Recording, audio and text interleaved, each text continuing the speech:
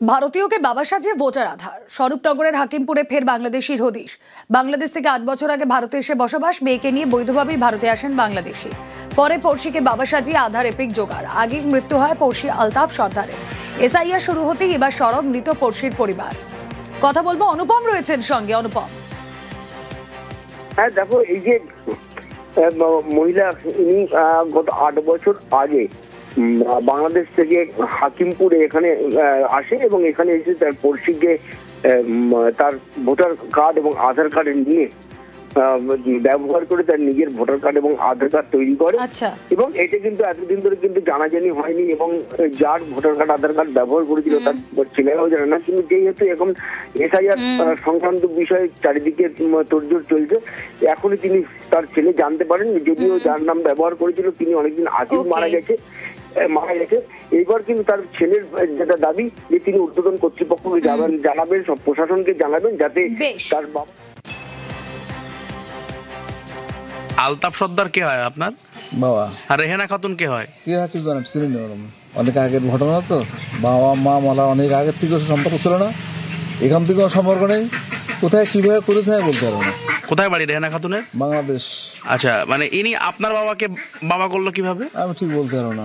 দুই করেছে, কিভাবে করলো আমি বলতে পারবো না। দুইভাবে কিভাবে না করে করতে পারে, যেহেতু ও সাইডে বাংলাদেশের পাসপোর্টে আছে, ও সাইডে ভোট দেয়, আবার এই সাইডে এই সমস্ত করেছে। অনেক আগে ছিল, চলে গেছে। সবাই তো জানে বাংলাদেশের বাড়ি, ইন্ডিয়া তো অনেক আগে এসেছিল, এখন আসেনি। এই বিষয়টা তো আমি জানিনি যে ওখানে বাংলাদেশের পাসপোর্ট আছে কি আছে, ও বিষয়ে তো আমার জানা নেই।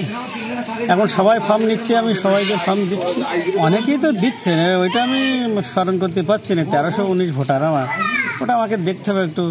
বিষয়টা আমি যতক্ষণ না দেখবো নিজে, আমি তো বলতে পারছি না যে তার বাড়ি বাংলাদেশে পাসপোর্ট আছে কি আছে। কেউ যদি আমাকে দেখায় সেটা চেষ্টা করবো বলার জন্য।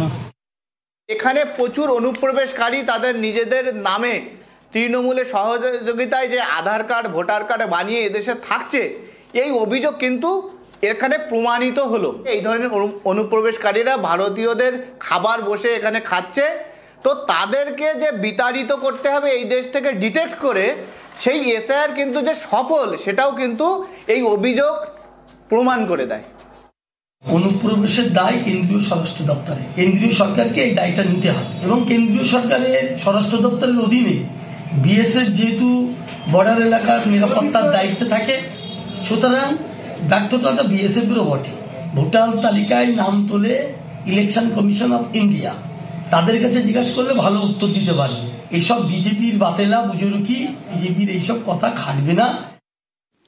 বিএসএফ এর গুলিতে নিহত বাংলাদেশি পাচারকারী। নদিয়ায় কৃষ্ণগঞ্জের বানপুর সীমান্তের ঘটনা। বাংলাদেশের দিক থেকে চোরাচালান, বাধা দিলে বিএসএফ এর ওপর চড়াও পাচারকারী।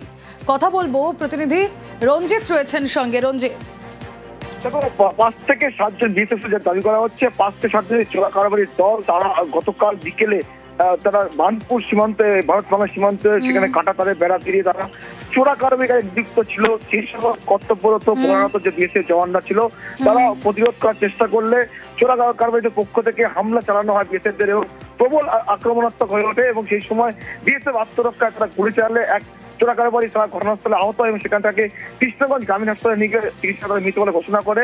ইতিমধ্যে তাদের কাছ থেকে একাধিক আগ্নেয়াস্ত্র এবং ধারালো অস্ত্র, পাশাপাশি নিষিদ্ধ কাপ সিরাপ সহ বেশ কিছু জিনিস বাজেয়াপ্ত করে এবং চোরা কারবারিদের যে তাদের যে কাজ, সেটাকে একেবারে ব্যাহত করে দেয়।